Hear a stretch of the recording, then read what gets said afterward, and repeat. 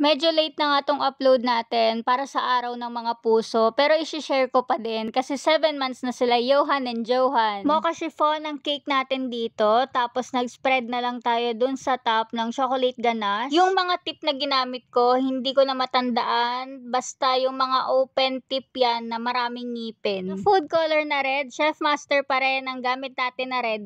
Tapos ito na yung mga edible toppers natin na nagmano-manong cut lang tayo, pati dun sa mga Cupid. Wala lang dun sa name kasi may molder tayong ginamit dyan. Yung isang color ng icing natin, bali nag-add lang tayo dyan ng mocha flavorade kasi nga mocha ang flavor ng cake natin dito. Kaya flavorade na lang ang nilagay ko kasi nga para hindi siya plain na white. Actually ngayon ko lang din talaga napansin na mukha nga siyang letter Z.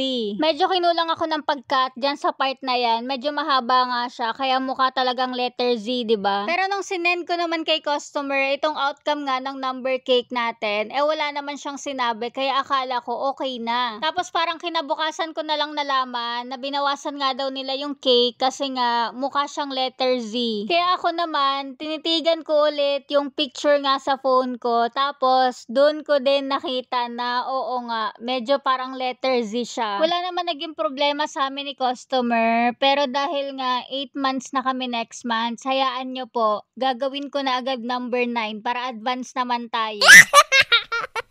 Sa unang tingin para talaga siyang letter Z, no? Pero ewan ko, sa paningin nyo ba? Sa mga magtatanong po ulit kung anong gold ang gamit ko dito, premium quality po. Search nyo na lang sa Orange app. Pero as of now, sold out sila kasi nung isang araw pa din ako nag-aabang. Pero kung kailangan nyo na talaga ng mga gold dust, meron pa akong isang ginagamit. Maganda rin yung quality niya. Sa Baker's Hub ko naman nabili. Dahil naglalagay na tayo ng mga drudges dito, alam nyo na yan, malapit na tayo matapos. Silver na lang ang nilagay ko na hindi ko alam kung anong size yan. Basta yung pinakamaliliit na mga silver drudges, yan yun. Tapos ito na yung final look ng number Z.